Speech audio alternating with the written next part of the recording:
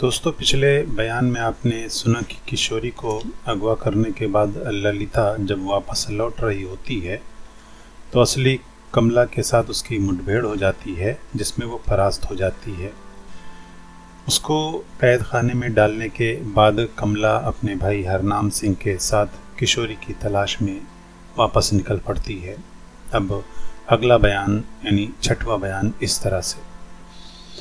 कुंवर इंद्रजीत सिंह अभी तक उस रमणीक स्थान में विराज रहे हैं।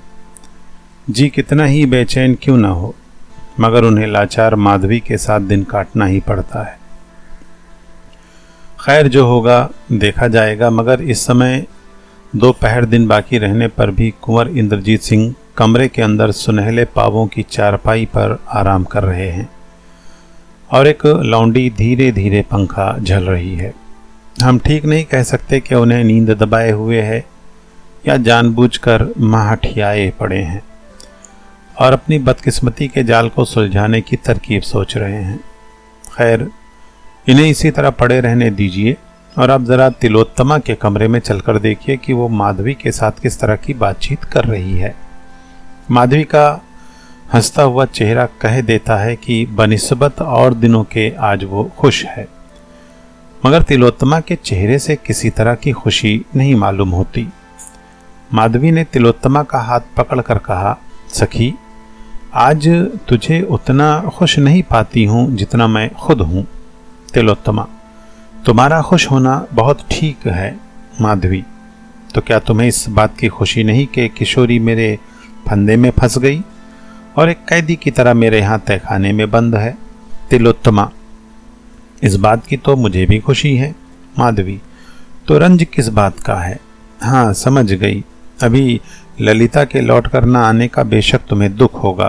तिलोत्तमा, ठीक है, मैं ललिता के बारे में भी बहुत कुछ सोच रही हूँ। मुझे तो विश्वास हो गया है कि उसे कमला ने पकड़ लिया। माधवी, तो उसे छुड़ाने की फिक्र करनी चाहिए। तिलोत्तमा, मुझे इतनी फुर्सत नहीं है कि उसे छुड़ाने के लिए जाऊं, क्योंकि मेरे हाथ पैर किसी दूसरे ही तरद्दुद ने बेकार कर दिए हैं, जिसकी तुम्हें ज़रा भी खबर नहीं। अगर होती तो आज तुम्हें भी अपनी ही तरह उदास पाती। तिलोत्तमा की इस बात ने माधवी को चौंका दिया और वो घबरा कर तिलोत्तमा का मुंह देखने लगी। तिलोत्तमा, मुंह क्या देखती हैं? मैं झूठ नहीं कहती। तो अपने ऐश आराम में ऐसी मस्त हो रही है कि दीन दुनिया की खबर नहीं। तू जानती ही नहीं कि 4 दिन में तुझ पर कैसी आफत आने वाली है। क्या तुझे विश्वास हो गया है कि किशोरी तेरी कैद में रह जाएगी? कुछ बाहर की भी खबर है कि क्या हो रहा है? क्या बदनामी ही उठाने के लिए तू गया का राज्य कर रही है? मैं 50 दफे तुझे समझा चुकी कि अपनी चल चलन को दुरुस्त कर, मगर तूने एक ना सुनी। लाचार तुझे तेरी मर्जी पर छोड़ दिया और प्रेम के सबब तेरा हुक्म मानती आई, मगर अब मेरे संभाले नहीं संभलता। माधवी, तिलोत्तमा, आज तुझे क्या हो गया है जो इतना कूद रही है? ऐसी कौन सी आफत आ गई है जिसने तुझे बदहवास कर दिया है? क्या तू नहीं जानती कि दीवान साहब इस राज्य का इंतजाम कैसी अच्छी तरह कर रहे हैं और सेनापति तथा कोतवाल अपने काम में कितने होशियार हैं? क्या इन लोगों के रहते हमारे राज्य में कोई विघ्न डाल सकता है? तिलोत्तमा, ये जरूर ठीक है कि इन तीनों के रहते कोई इस राज्य में विघ्न नहीं डाल सकता, लेकिन तुझे तो इन्हीं तीनों की खबर नहीं। कोतवाल साहब जहन्नुम में चले ही गए, दीवान साहब और सेनापति साहब भी आजकल में जाया चाहते हैं, बल्कि चले गए हों तो ताज्जुब नहीं। माधवी, ये तो क्या कह रही है? तिलोत्तमा, जी हाँ, मैं बहुत ठीक कहती हूँ। बिना परिश्रम ही यह राज्य बीरेंद्र सिंह का हुआ चाहता है। इसीलिए कहती थी कि इंद्रजीत सिंह को अपने यहाँ मत फंसा। उनका एक एक अय्यार आफत का परकाला है। मैं कई दिनों से उन लोगों की कार्रवाई देख रही हूँ। उन लोगों को छेड़ना ऐसा ही है जैसा आतिशबाजी की चरखी में आग लगा देना। माधवी, क्या बीरेंद्र सिंह को पता लग गया कि उनका लड़का यहाँ कैद है?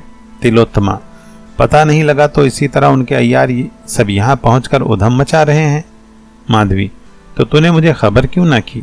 तिलोत्तमा, क्या खबर करती? तुझे इस खबर को सुनने की छुट्टी भी है? माधवी, तिलोत्तमा, ऐसी जली कटी बातों का कहना छोड़ दे और मुझे ठीक ठीक बता कि क्या हुआ और क्या हो रहा है। सच पूछ तो मैं तेरे ही भरोसे कूद रही हूँ। खूब जानती हूँ कि सिवाय तेरे मेरी रक्षा करने वाला कोई नहीं। मुझे विश्वास था कि इन 4 पहाड़ियों के बीच में जब तक मैं हूँ मुझ पर किसी तरह की आफत ना आवेगी, मगर अब तेरी बातों से ये उम्मीद बिल्कुल जाती रही। तिलोत्तमा, ठीक है, तुझे अब ऐसा भरोसा न रखना चाहिए। इसमें कोई शक नहीं कि मैं तेरे लिए जान देने को तैयार हूँ, मगर तू ही बता कि बीरेंद्र सिंह के अय्यारों के सामने मैं क्या कर सकती हूँ। एक बेचारी ललिता मेरी मददगार थी, सो वो भी किशोरी को फंसाने में आप पकड़ी गई। मैं अकेली अब क्या करूं? माधवी, तू सब कुछ कर सकती है, हिम्मत मत हार। हाँ, ये तो बता के बीरेंद्र सिंह के अय्यार यहाँ क्यों कर आए और अब क्या कर रहे हैं? तिलोत्तमा, अच्छा सुन, मैं सब कुछ कहती हूँ। ये तो मैं नहीं जानती कि पहले पहल यहाँ कौन आया। हाँ, जब से चपला आई है तब से मैं थोड़ा बहुत हाल जानती हूँ।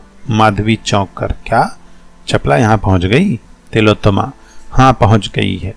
उसने यहाँ पहुँचकर उस सुरंग की दूसरी ताली भी तैयार कर ली जिस राह से तू आती जाती है और जिसमें किशोरी को कैद कर रखा है। एक दिन रात को जब तू इंद्रजीत सिंह को सोता छोड़ दीवान साहब से मिलने के लिए गई तो वो चपला भी इंद्रजीत सिंह को साथ ले अपनी ताली से सुरंग का ताला खोल तेरे पीछे पीछे चली गई और आप छिपकर तेरी और दीवान साहब की कैफियत इन दोनों ने देख ली। ये ना समझ कि इंद्रजीत सिंह बेचारे सीधे साधे हैं और तेरा हाल नहीं जानते, वे सब कुछ जान गए। माधवी, कुछ देर तक सोच में डूबी रहने के बाद तूने चपला को कैसे देखा? तिलोत्तमा, मेरा बल्कि ललिता का भी कायदा है कि रात को 3-4 दफे उठकर इधर उधर घूमा करती हूँ। उस समय मैं अपने दालान में खंबे की आड़ में खड़ी इधर उधर देख रही थी जब चपला और इंद्रजीत सिंह तेरा हाल देखकर सुरंग से लौटे थे। इसके बाद वे दोनों बहुत देर तक नहर के किनारे खड़े बातचीत करते रहे। बस उसी समय से मैं होशियार हो गई और अपनी कार्रवाई करने लगी। माधवी, इसके बाद भी कुछ हुआ? तिलोत्तमा, हाँ बहुत कुछ हुआ, सुनो मैं कहती हूँ। दूसरे दिन मैं ललिता को साथ ले उस तालाब पर पहुंची। देखा कि बीरेंद्र सिंह के कई अय्यार वहां बैठे बातचीत कर रहे हैं। मैंने छिपकर उनकी बातचीत सुनी। मालूम हुआ कि वे लोग दीवान साहब, सेनापति और कोतवाल साहब को गिरफ्तार किया चाहते हैं। मुझे उस समय एक दिल लगी सूझी। जब वे लोग राय पक्की करके वहां से जाने लगे, मैंने वहां से कुछ दूर हटकर एक छींक मारी और दूर भाग गई। माधवी मुस्कुराकर, वे लोग घबरा गए होंगे। तिलोत्तमा, बेशक घबराए होंगे। उसी समय गाली गुफ्ता करने लगे, मगर हम दोनों ने वहां ठहरना पसंद नहीं किया। माधवी, फिर क्या हुआ? तिलोत्तमा, मैंने तो सोचा था कि वे लोग मेरे छींक से डरकर अपनी कार्रवाई रोक देंगे, मगर ऐसा ना हुआ। 2 ही दिन की मेहनत में उन लोगों ने कोतवाल को गिरफ्तार कर लिया। भैरव सिंह और तारा सिंह ने उन्हें बुरा धोखा दिया। इसके बाद तिलोत्तमा ने कोतवाल साहब के गिरफ्तार होने का पूरा हाल, जैसा कि हम ऊपर लिख आए हैं, माधवी से कहा। साथ ही उसने ये भी कह दिया कि दीवान साहब को भी गुमान हो गया है कि तूने किसी मर्द को यहाँ कर ला कर रखा है और उसके साथ आनंद कर रही है। तिलोत्तमा की जुबानी सब हाल सुनकर माधवी सोच सागर में गोते लगाने लगी और आधे घंटे तक उसे तनो बदन की सुध ना रही। इसके बाद उसने अपने को संभाला और फिर तिलोत्तमा से बातचीत करना आरंभ किया। माधवी, खैर जो हुआ सो हुआ, ये बता कि अब क्या करना चाहिए? तिलोत्तमा, मुनासिब तो यही है कि इंद्रजीत सिंह और किशोरी को छोड़ दो, तब फिर तुम्हारा कोई कुछ ना बिगाड़ेगा। माधवी तिलोत्तमा के पैरों पर गिरकर और रोकर, ऐसा ना कहो। अगर मुझ पर तुम्हारा सच्चा प्रेम है तो ऐसा करने के लिए जिद ना करो। अगर मेरा सिर चाहो तो काट लो, मगर इंद्रजीत सिंह को छोड़ने के लिए मत कहो। तिलोत्तमा, अफसोस के इन बातों की खबर दीवान साहब को भी नहीं कर सकती, बड़ी मुश्किल है। अच्छा, मैं उद्योग करती हूँ मगर निश्चय नहीं कर सकती कि क्या होगा। माधवी, तुम चाहोगी तो सब काम हो जाएगा।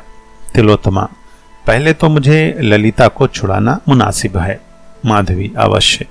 तिलोत्तमा, हाँ, एक काम इसके पहले भी करना चाहिए, नहीं तो किशोरी 2 ही दिन में यहाँ से गायब हो जाएगी और ताज्जुब नहीं कि धड़धड़ाते हुए बीरेंद्र सिंह के अय्यार यहाँ पहुंच जाएं और मनमानी धूम मचावें। माधवी, शायद तुम्हारा मतलब उस पानी वाली सुरंग को बंद कर देने से है। तिलोत्तमा, हाँ।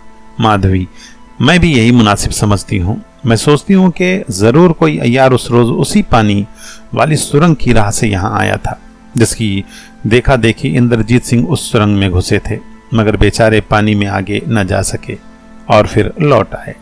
तुम जरूर उस सुरंग को अच्छी तरह बंद कर दो, जिसमें कोई अय्यार उस राह से आने जाने न पावे। तुम लोगों के लिए वो रास्ता है ही जिधर से मैं आती हूँ।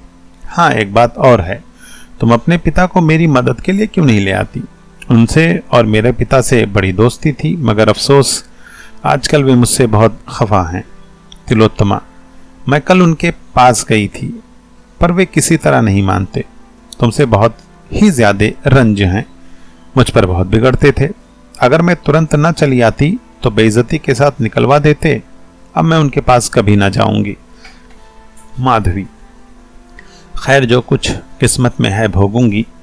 अच्छा, अब तो सबों की आमद रफ्त इसी सुरंग से होगी, तो किशोरी को वहां से निकाल किसी दूसरी जगह रखना चाहिए।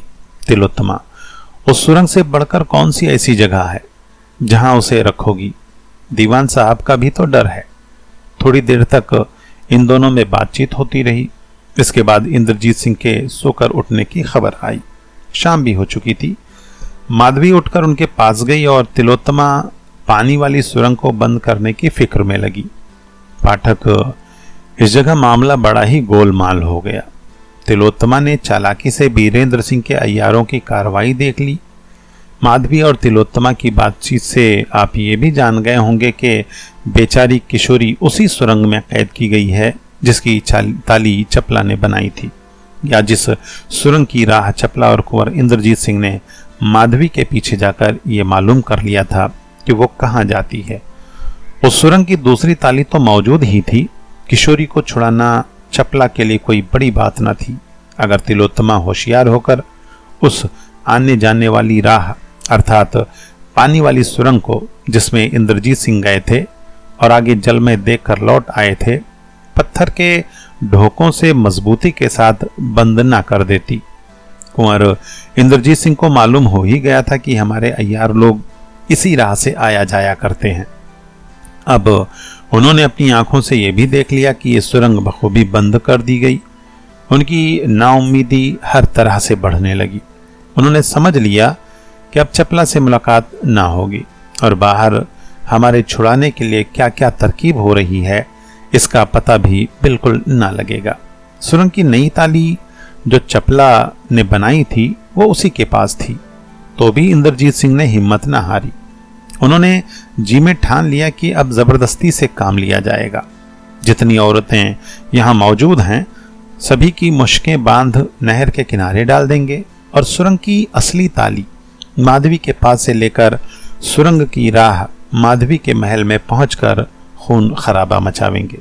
आखिर छात्रियों को इससे बढ़कर लड़ने भिड़ने और जान देने का कौन सा समय हाथ लगेगा।